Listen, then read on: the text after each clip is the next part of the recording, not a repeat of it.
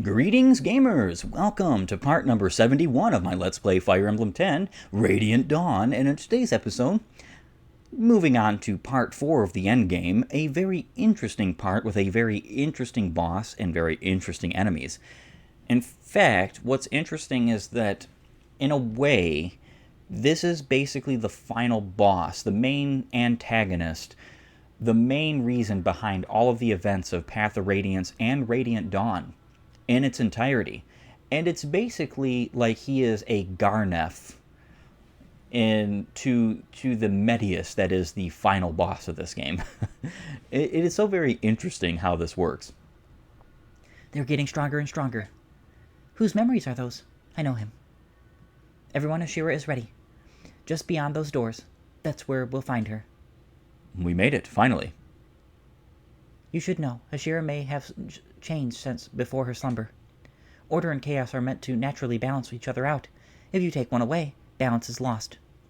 I don't expect Ashira to have the nearest shred of compassion. Talking to her will likely do no good.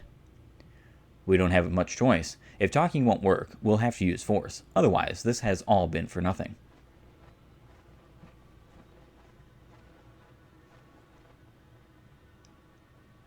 How about you? What do you mean?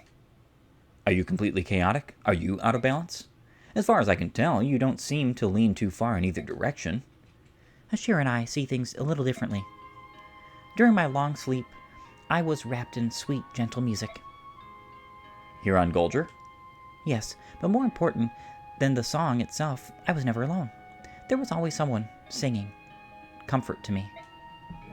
Ashira shouldn't have isolated herself. She became lonely and bitter, and lost touch with her people.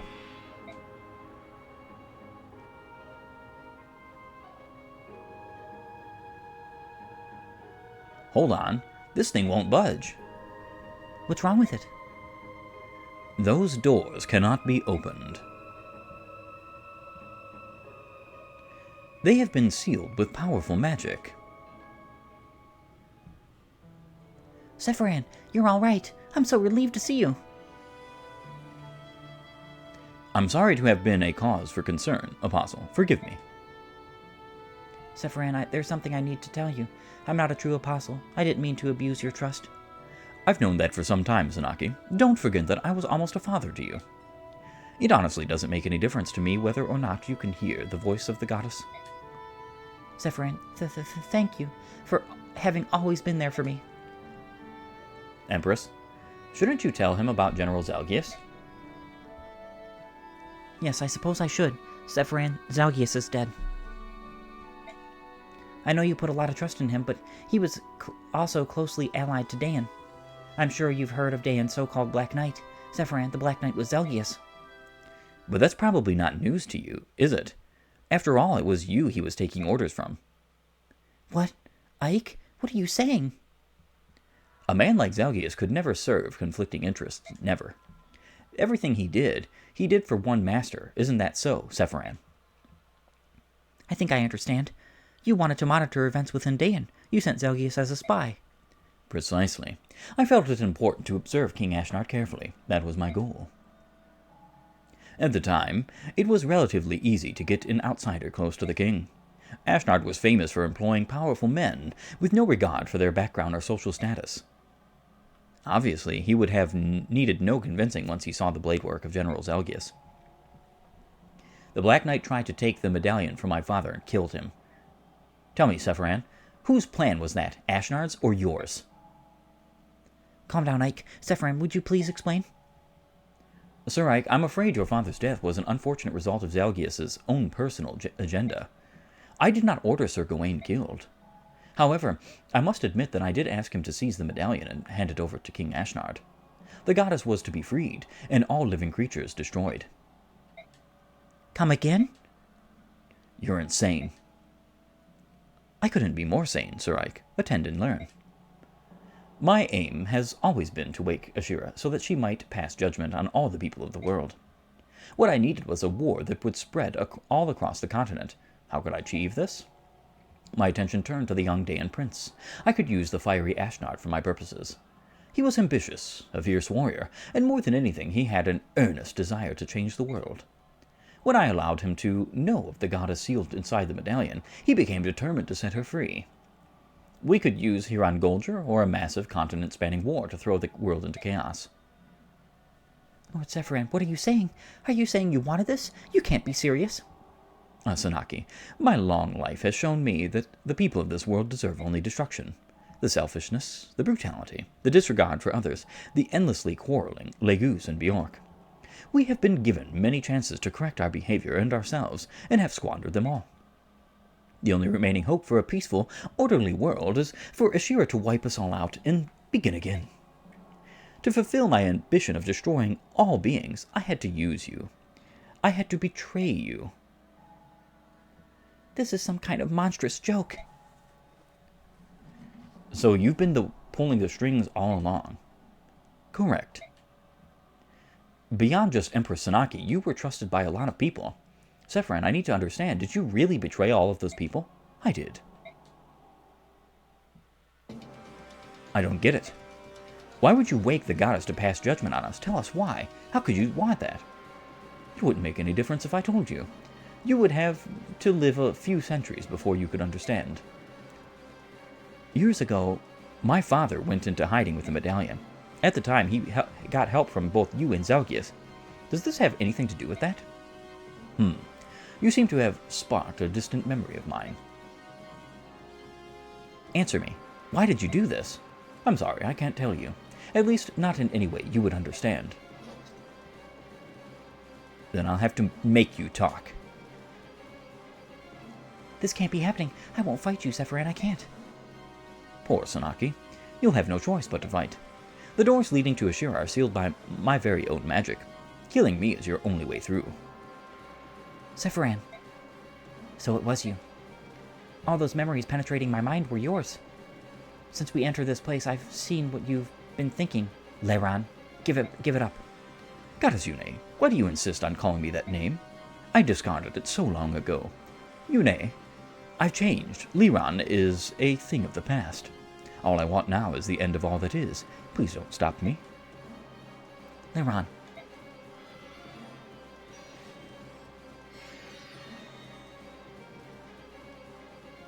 You're running out of time. At this rate, I wouldn't count on being able to face the goddess. I would hate to see you denied after coming all this way. Well now, you know who brought you here and why. I suppose that just leaves our fight to the death to take care of.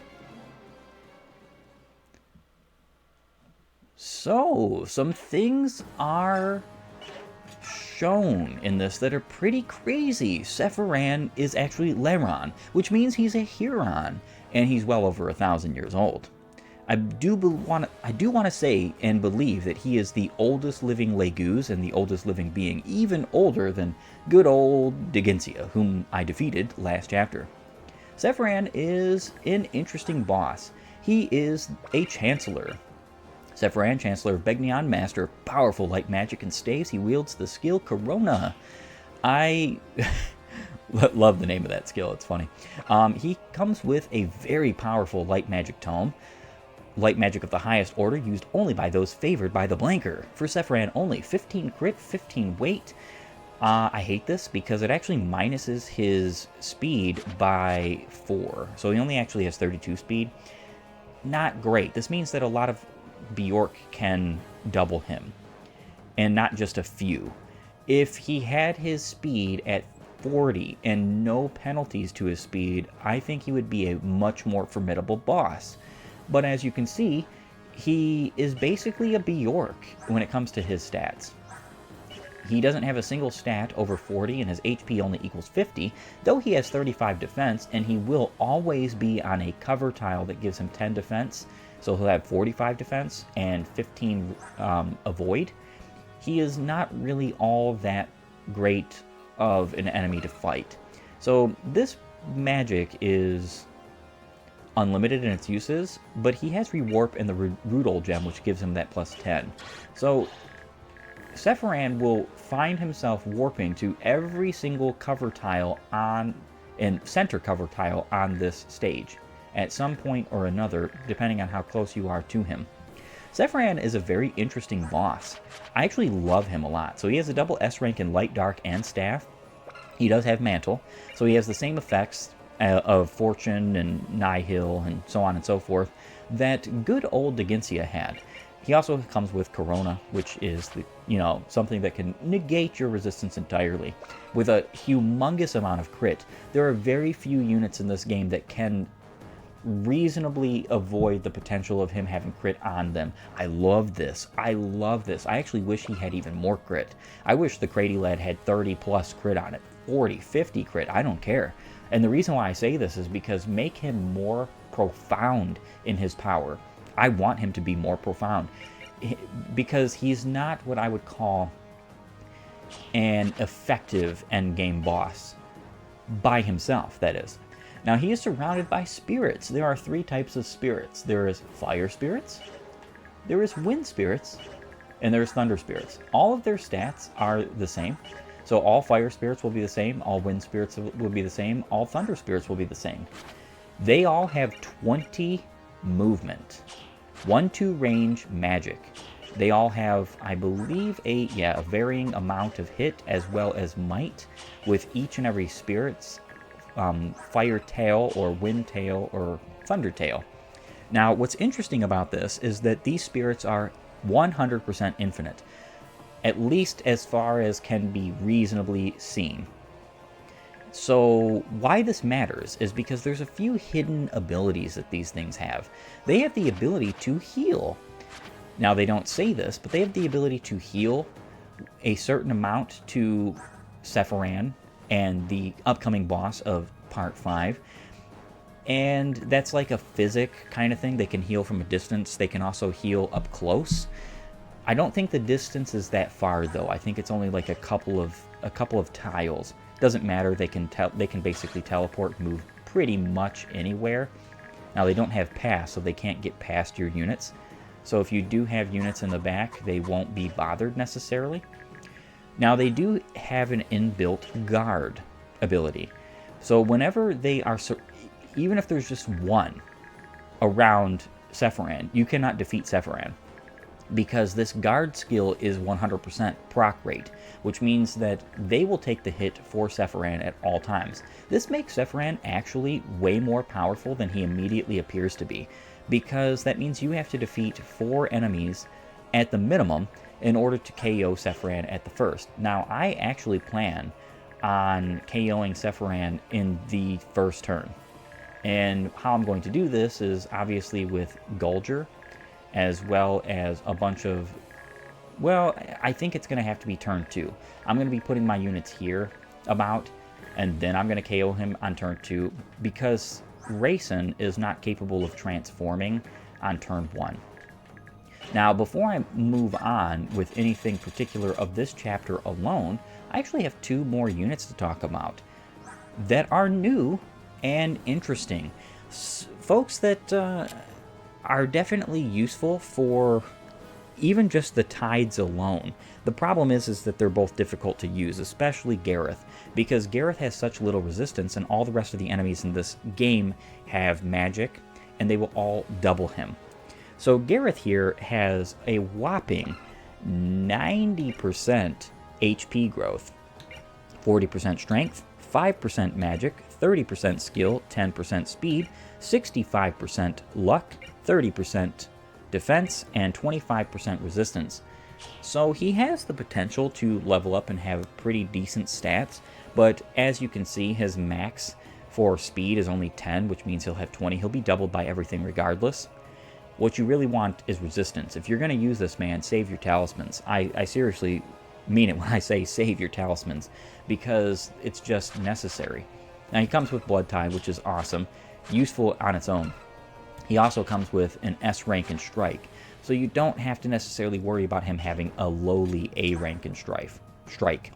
Now, Nazir, in my humble opinion, is far and away the better unit, and far and away the more useful unit, and that is because he is a white dragon with an S rank in his Strike. He also comes with a Leguse gem, which is not necessarily important. You can give it to anybody. He has a 70% HP growth, a 15% strength growth, 45% magic, 35% skill, 20% speed, 45% luck, 15% defense, and 40% resistance. One thing I will say here is that it kind of makes almost no sense as to why Gareth has a low speed growth, because of the fact that he only has 3 more points to grow in, and he is 9 levels away from that. So I just don't understand it. He does have a decent resistance growth though, so that's fine. Nazir here has 24 magic untransformed, which means he has 48. He does cap at 50 magic, as well as, I want to say that's 23 resistance, so 46 resistance. This is incredible. This means that he doesn't care if he's doubled even by the final boss. He doesn't care at all. He is a wondrous unit. And it's not just because he has Boon, which returns all adjacent allied units to normal condition. This is perfect. I love skills like this because it meshes so very well with something like White Pool. And then, which increases the magic power and speed of adjacent allied units by 5. This is necessary, especially for the next boss, if you want to use any magical units in order to fight that boss. And then he comes with Nihil, which is perfect, because he is also a good boss-slaying unit. I am going to try my absolute hardest to get Gareth some resistance here off-screen. I have a lot to outfit and position and do for my armies before I fight Zephyran. This is going to be a lot of planning and some maneuvering, because this chapter is going to go by pretty darn quick. And I want to make sure that everybody is in his right positions, and I am using everybody I need to use. I will be right back. And it is time to get back into the info, ancient history. I'm about to tell you a very old story, a story you should know as the new king of Goldoa. This is one of the oldest and most heavily guarded secrets in all of Tellius. You'll find no trace of it in any histories or sagas. If it's that important, maybe we should go somewhere else. Other people might hear us. What do you think, Nazir? I called upon Lady Micaiah because I felt that she should know the story as well. No, I think now is the time to let everyone know. Would that be all right, Your Majesty?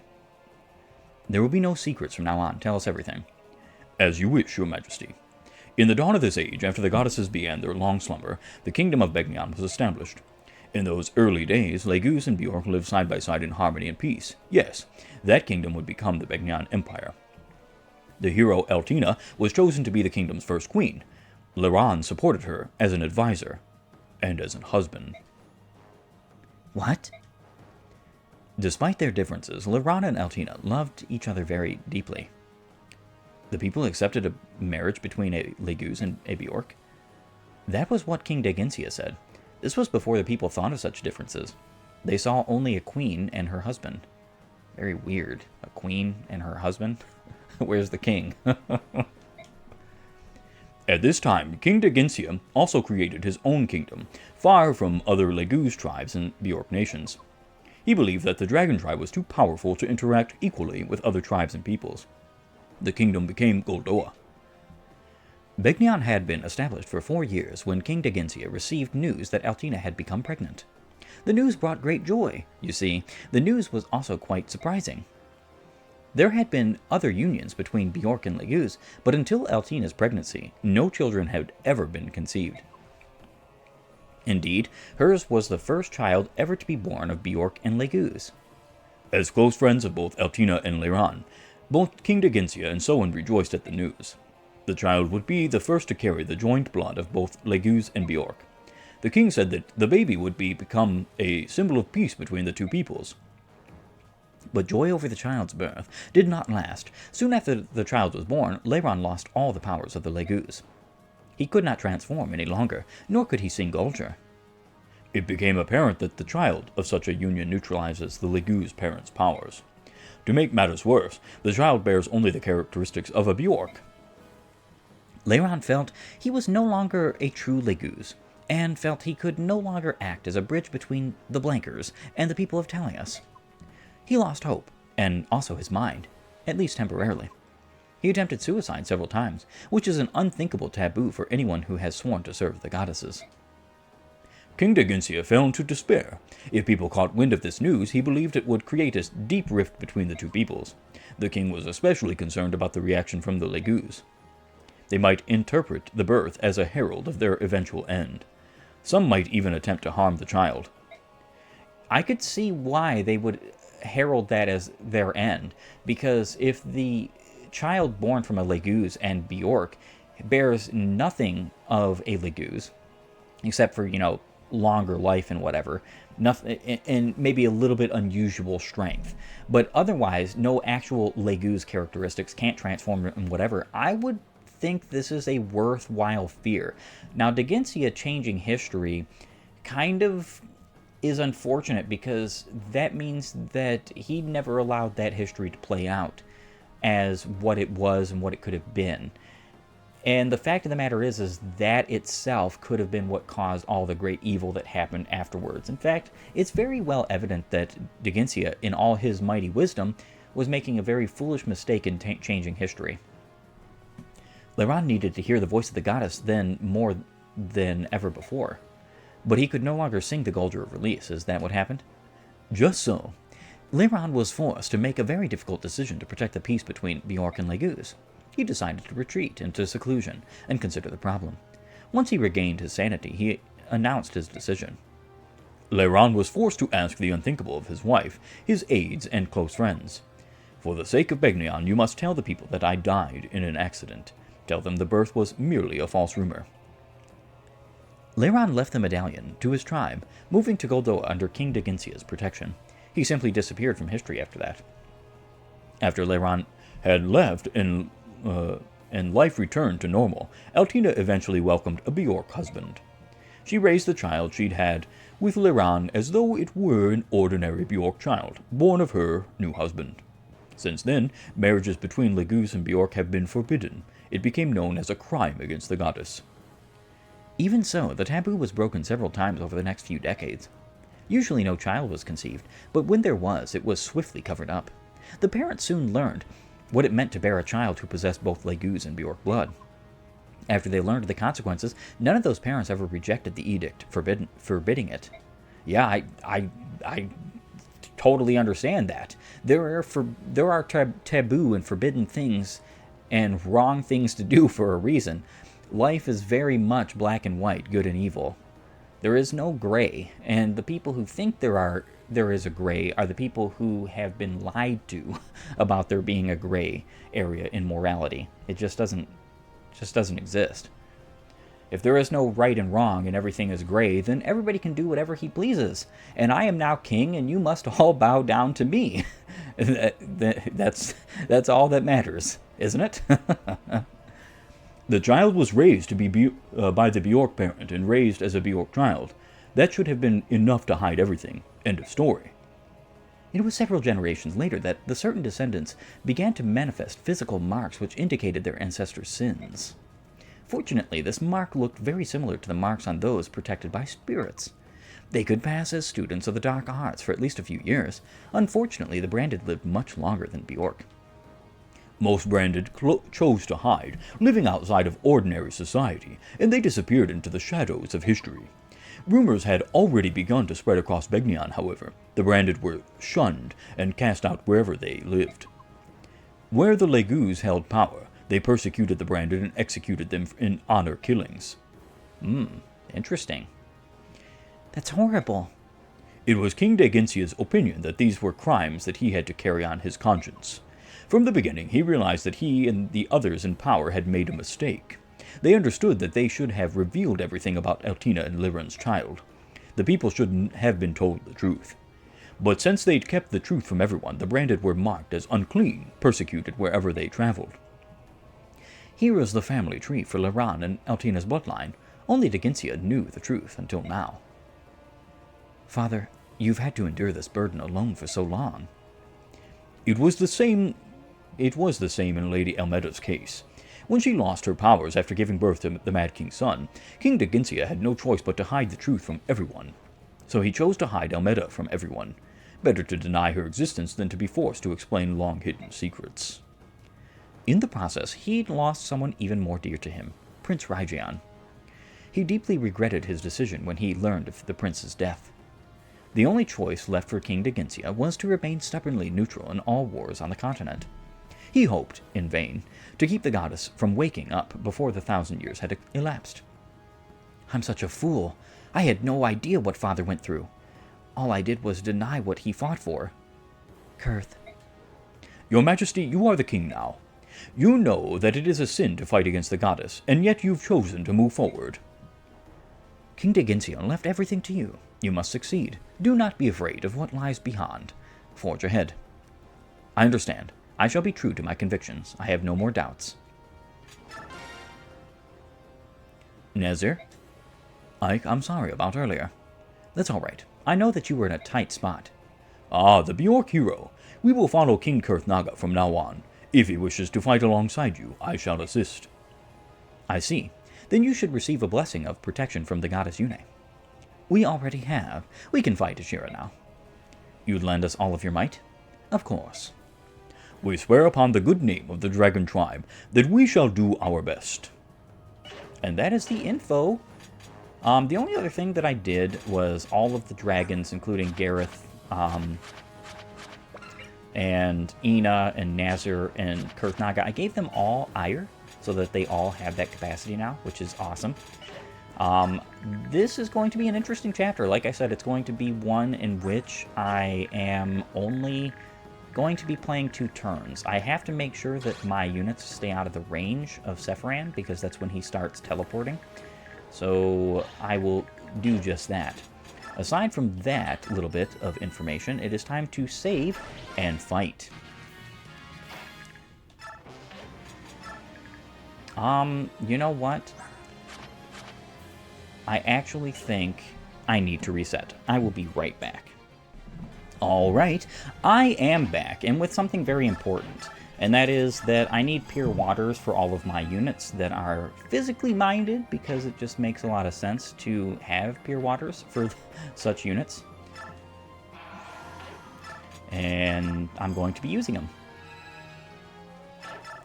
This is something that I probably should have did in the last chapter, but it cannot be helped, as it's whatever. Chapter's already over, 27, so he has 37 resistance. I'm doing this because most of these most of these tails have around 37, 36, whatever, attack. In fact, I think, yeah, the fire tails have 36, the wind tails have 39, and the thunder tails have 36. It's very strange that the wind tails are the strongest, but that's just how it goes, I suppose. I'm going to then... I almost don't really even want to transform with somebody like Nazir, because it just doesn't make a difference, but I guess I'll do it. 42, that's pretty good. Good old Gareth here needs to be transformed and pure watered. How I'm going to do that is with the ward staff. I think it would probably be best to do such with Micaiah, since she needs more experience points. Fantastic. You're not going to see me use too many wards. I only have the wards just because of potential cases like this, but it wasn't actually necessary. So there is that. Let's see. Rayson, you can go right here and use your Legu's gem. Certain of my units, like for instance Rayson, are just not going to be attacked at all. I do want to say that Gareth is probably going to be damaged down. I might have not done a good thing necessarily by giving him resistance. We'll see. Because if he doesn't get attacked, I am very likely going to have to restart this chapter. Just because I want him to be attacked. I want him to get experience points because he has Paragon on him. I actually don't think he's going to get very much, so I don't think it truly matters. We're going to find out.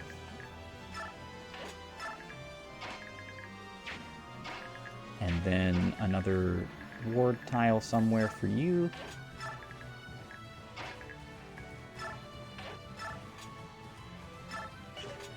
Legu's gem, doesn't matter. We have plenty of Legu's gems left over, so that's perfect. Yeah, as you can see, Alencia is not going to do all that much damage to these guys. Of course, stun does exist, and there is also the fact that none of them are going to do any damage to her, especially on a wardwood tile.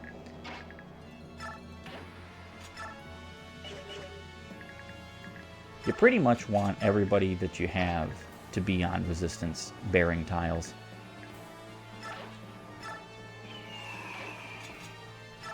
Wait there. Wait there, and wait there.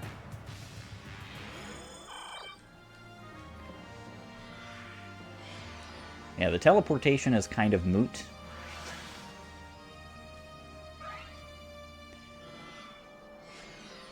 I'm supposing that they're going to be attacking like this just because of the fact that somebody like Kanagus and Naysala cannot attack back.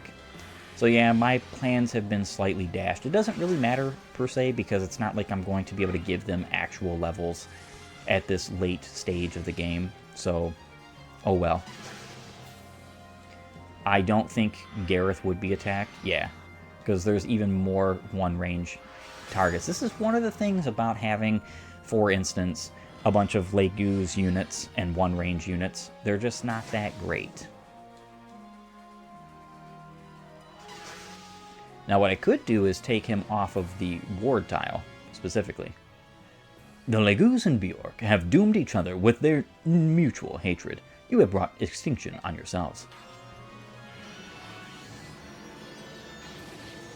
So, Sephiran is showing something very cool and interesting here. He has an infinite range attack. So he not only has a map-wide attack like Deginsia had, but he can also just attack you from anywhere. Anywhere. It doesn't matter where you are on this map, he can attack you. Which I think is actually really cool. It is really, really cool, in my humble opinion. 12 times 2, that's not great. 2 times 2. See, if it's 12 times 2, he's going to get damage down. I could put him here, attack this Thunder Spirit. Okay, he's going to proc Ire, and I'm gonna put Kurth Naga next to him. So the dragons in this chapter are total moot points. They are not necessary for the completion of this particular chapter, just because Sephiran is so weak. I'm actually going to take Sephiran out in literally one turn with Kanagus and hopefully someone else who can, well, it might actually end up going to Naysala, actually. Naysala and Kanagus, maybe? Not entirely sure. I'm going to have to make sure that I have enough units around who can KO the units I need. Alright, we need this guy out of the way. So, to do that, I think what I'm going to do here is use Rexora as well as some other units. I need this guy out of the way so I can start attacking the spirits that are around Sephiran. And now that I'm looking at it, is this even going to be possible this turn? I'm not entirely sure. But I am going to try. Once Sephiran starts teleporting, he becomes an absolute absurd nuisance. And the reason why I put it that way is because that's literally what he becomes, is just a nuisance. He sort of makes this a little bit more of a challenge when he starts teleporting, but he also makes it just becomes to the point where it's like, well, you're not having much of a good time anymore. Alright, 34.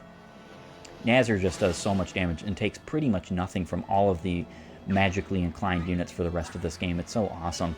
Even the final boss, who is a magical unit, just nothing. And it's pretty great. I have an idea.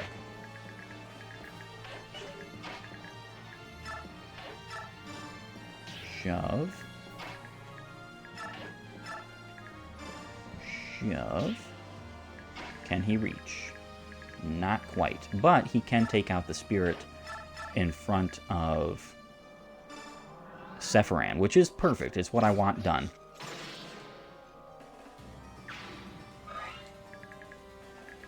Alright. Alright, so now I have the need to gain 4 units over here.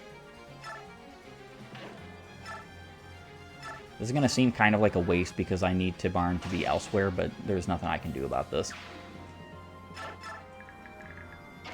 Naysala is not going to be much of a help either, I don't think. Oh, yeah, he's really not going to be much of a help. He's not even KOing the spirit, which is super ungreat. These tiles are super buffed, though. They're cover tiles with 15 defense surrounding Sephiran, as well as they have 5 avoid. So it's kind of understandable why he's not capable of defeating such there. I do have the option of that, but for a better use, Purge. Perfect. So yeah, he's going to be defeated in 1 turn, which is pretty phenomenal.